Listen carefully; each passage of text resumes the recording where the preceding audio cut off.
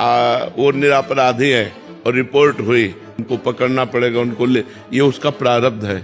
वो पाप का प्रारब्ध है जो अभी तक भोगा नहीं है, और वो पाप गुप्त है, तो अब उसे फंसाएगा। उसमें आप कोई अपराधी नहीं है, उसमें आपका कोई दोष नहीं है, क्योंकि जैसे न्यायाधीश है, अब वो तो साक्ष्य के अनुसार दंड देता है और निर्दोष है, लेकिन पूरे साक्ष्य उसके हैं, तो उसका कोई पाप है पूर्व का जो उसको दंड देने के लिए उद्यत हो गया है। वर्तमान में तो निष्पाप है, लेकिन उसका पूर्व का कोई पाप है, तो इसमें आप का कोई दोष नहीं है।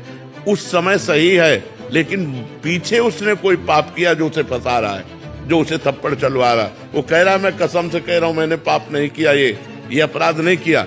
पक्का हम भी कह रहे हैं उसने नहीं किया, लेकिन उसको डंडे चलेंगे, उसको पिटना पड़ेगा तब तक जब तक उसका अपराध मोचन नहीं हो जाएगा जो गुप्त पाप हुआ है। और जब उसका पाप खत्म हो जाएगा तो साक्ष्य मिल जाएगा कि ये निर्दोष है और उसे छोड़ दिया है। उसमें आप दोषी नहीं। आपको रिपोर्ट की गई तो अपने रिपोर्ट के अनुसार कार्य करने में आपको कोई दोष नहीं, लेकिन जब कोई अर्थ आपको दे देगा तो स्पष्ट हो गया कि वो अर्थ बल से उनको दंड दिलाना चाहता है, उसमें हमें सावधान रहना है।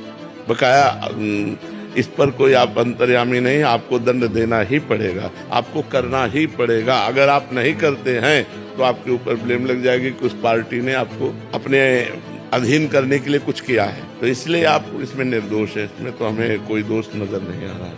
ये हमेशा हर पुलिस वाले के साथ हाँ क्वेश्चन रहता है, बिल्कुल, क्योंकि हत्या के मुकदमे में किसी को भेजना पूरा जीवन उसका बर्बाद हो जाना, तो उसका पाप आप अवश्य में भोक्तव्यम कृतम कर्म शुभाशुभम होई सोई जो राम रचि राखा को कर तर्क बढ़ावे शाखा।